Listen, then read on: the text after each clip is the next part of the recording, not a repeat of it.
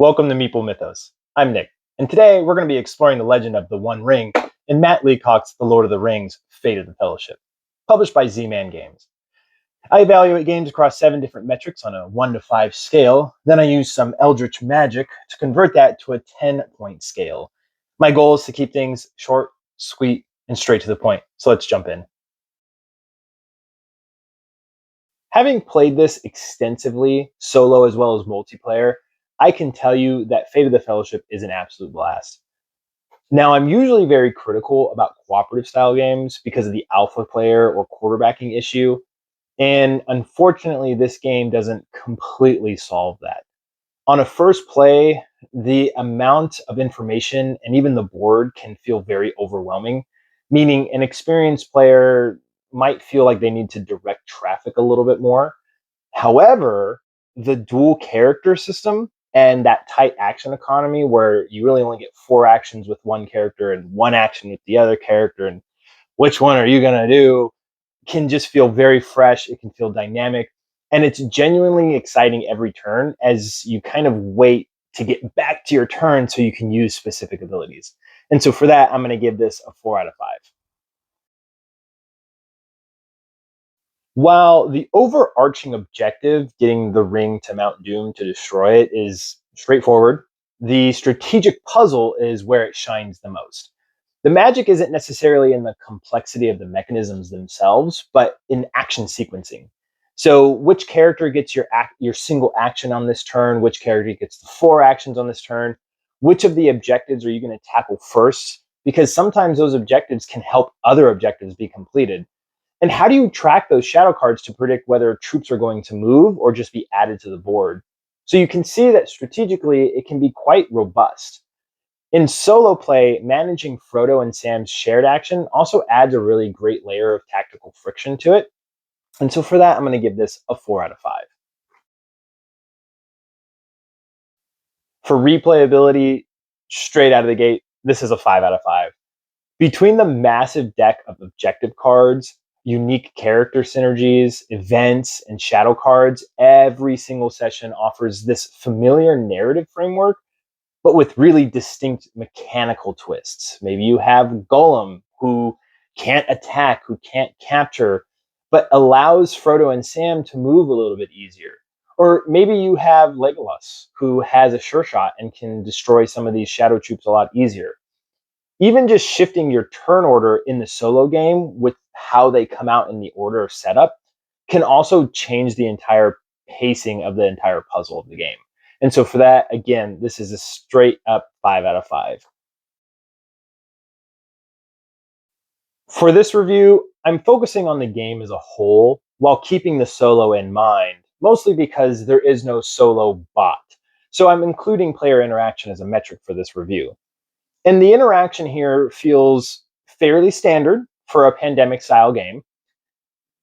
While you're collectively debating the best of the worst choices available to you, that's really what these pandemic games comes down to. It's collaborative and engaging, though it still falls prey to that quarterbacking alpha player dominant voice at the table. And so it feels very average for a cooperative style game. And so for this, I'm going to give it a 3 out of 5. This is noticeably heavier than your standard pandemic game. Managing 2 characters at the same time while reading the busy board and tracking multiple objectives and character abilities includes itself into a really steep initial teach, especially for those who may have never come across a pandemic style game. But once you get that first play done, the core loop clicks and it flows really smoothly. So, because of those small gripes, especially for first time players, I'm going to give this an average of a 3 out of 5.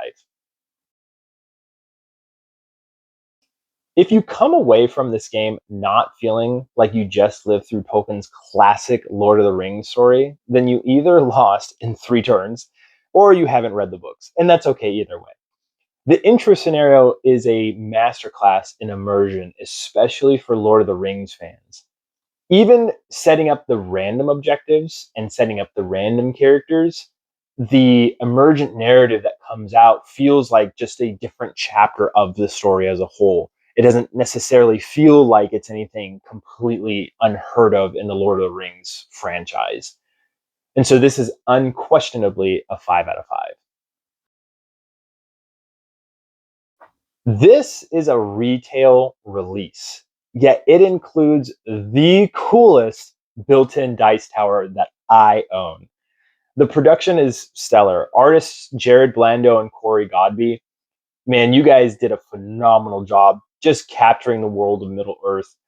Now, some folks are going to criticize the board and how busy it is, and I truly understand that because especially on that first play, it can be pretty hectic. But once it's on the table and you do start getting to play, the iconography makes sense. Even the lines and everything make a lot of sense, and the regions are just beautifully drawn. And so for that, I'm going to give this another 5 out of 5. Tallying up all those ratings, we put our little magic touch on it all, and we get Fate of the Fellowship landing at a 7.8 out of 10. This is a really fresh, elevated spin on the pandemic system, even at times when it doesn't feel like it's a pandemic game and it's an entirely different thing on its own. It does play brilliantly solo, as well as at higher player counts. Who is this for, though? Well, if you love Pandemic, and maybe you're looking for something just a little bit meatier, maybe a little bit more, or if you're a diehard Lord of the Rings fan and you're really looking for something really deeply thematic, and you don't mind that tiny bit of quarterbacking at times, then you should probably put this right at the top of your wish list. If you enjoyed this review, hit the like button and subscribe to the channel, and drop a comment below. What's your favorite Lord of the Rings board game of all time? Until next time, keep your myths legendary. I'm Nick, and thanks for watching.